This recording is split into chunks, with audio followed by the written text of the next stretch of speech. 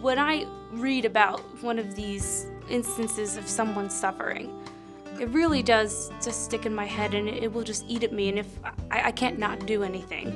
People will say, I don't see how what I do is going to have an impact at all, and you know, the person next to me is not doing anything. Why should I do anything? But you know, every single action counts. We are all part of one global system, and what we do definitely affects others. IPL stands for Interfaith Power and Light, and it is a moral response to climate change. They don't talk about the science or the politics. They talk about the people who are being hurt by our overconsumption of fossil fuels here. It's mostly reminding people the importance of you have to turn off the lights, because when you use all of this carbon, it's directly hurting someone else.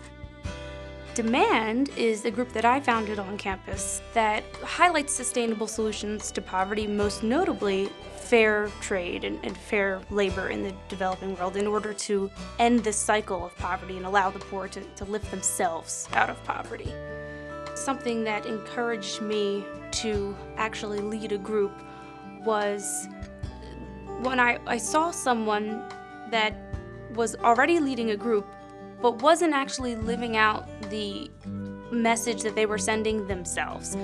I thought I could do something different from what the others were doing, and possibly make it more clear through my own actions the results that I was asking of others. I try my absolute hardest to actually do what I'm asking others to do. When we ask people to do actions like the ones that we request of them for Demand and IPL, they won't immediately see the effects of their actions. They may never see the effects of their actions because they may never, travel abroad and see a child in the Ivory Coast who is forced to pick cocoa beans, or a Pakistani flood victim. But the impacts of what we ask them to do are very real.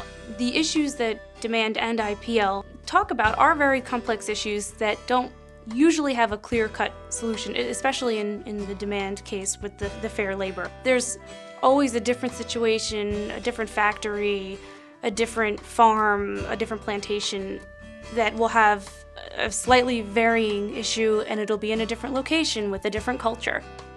Small steps are very, very important, and as a group, all of these people coming together to take these small steps will have a huge impact and eventually result in big change.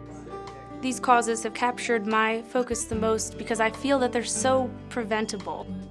I just feel strongly about this issue and want others desperately to care about the world's poor and what we're doing here to affect them.